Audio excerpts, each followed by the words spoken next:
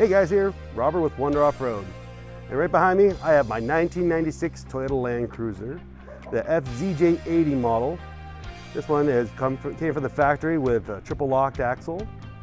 And yes, I know every Land Cruiser owner harps on that whole fact.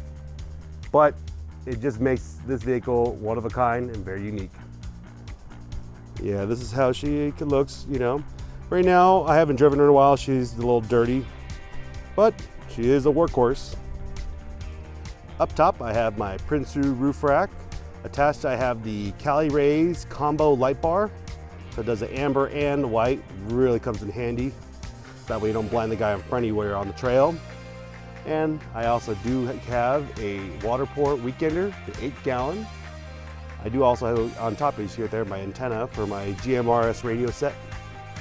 And I do have a Schmitty-built awning, the 8-foot model.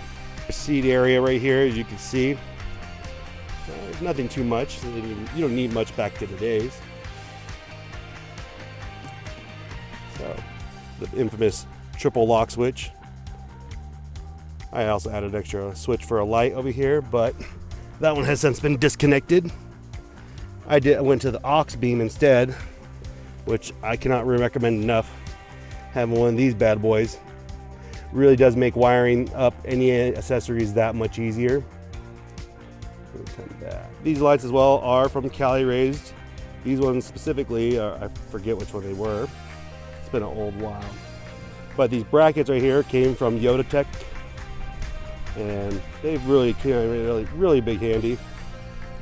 And yeah, my badging fell off. I gotta re-glue the new one back on. But the cool part with these Land Cruisers, you can open up the rear hatch and you get all this space right here. Pardon the mess. After, you know, the trips, the gear just gets stacked back in here. You get to drop down this tailgate, split. I went ahead and replaced what I had on here with the mountain hatch. And I do love this setup right here. This guy really does make, you know, cooking out here a lot easier. Much easier than using my 4Runner, which does not have anything like this. And this custom cabinet, this one came originally out of a Jeep XJ. And it fits in here, actually a lot of extra room with it. And yes, I am a snorkel guy, you can see right here. I have a snorkel that's of course seen better days, but it does really help out fording deep water. It's a really good addition. Helps also keep the air filter cleaner. And currently I'm running the Firestone Destinations. These are the MT2s. Size is 315, 75/16. Really does a good job, you know. It's never left me stuck. Always comes through. But most importantly, I love for highway use. Very, very quiet. My suspension, I have a Old Man Emu 3-inch lift, and it really gives you just enough what you need. And I have this with paired with a 1-inch spacer puck to even out the ride height.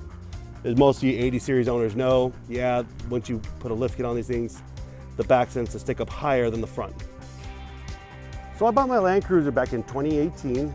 It happened to come up. And at the time when I bought her, she needed a lot of work. The previous owner just couldn't do it anymore and just could not dump more money into her. So at this point, I took over, you know, and I got her for a killer deal. And at the time, I only paid $4,000 for her.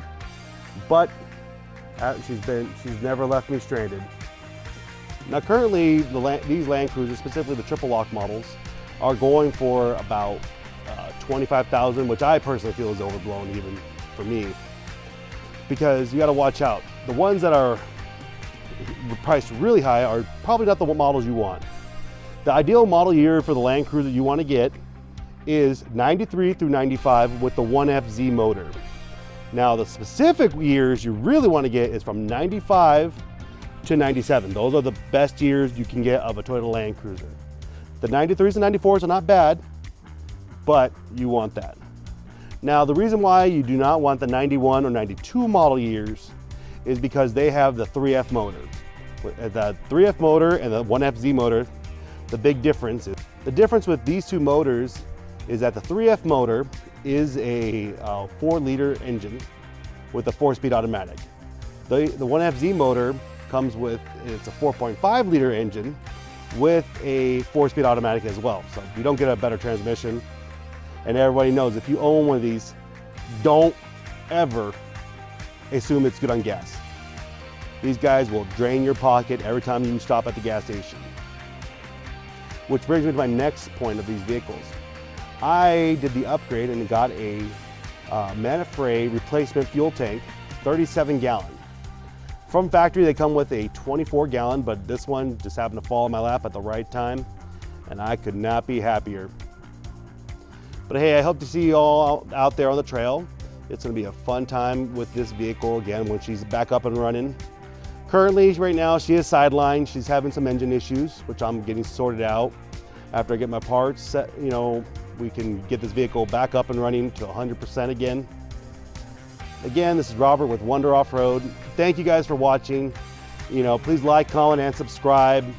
And I hope to see you guys out there on the trail. I'm hoping to plan a big trip soon. And yeah, we'll catch up with you guys later. Bye.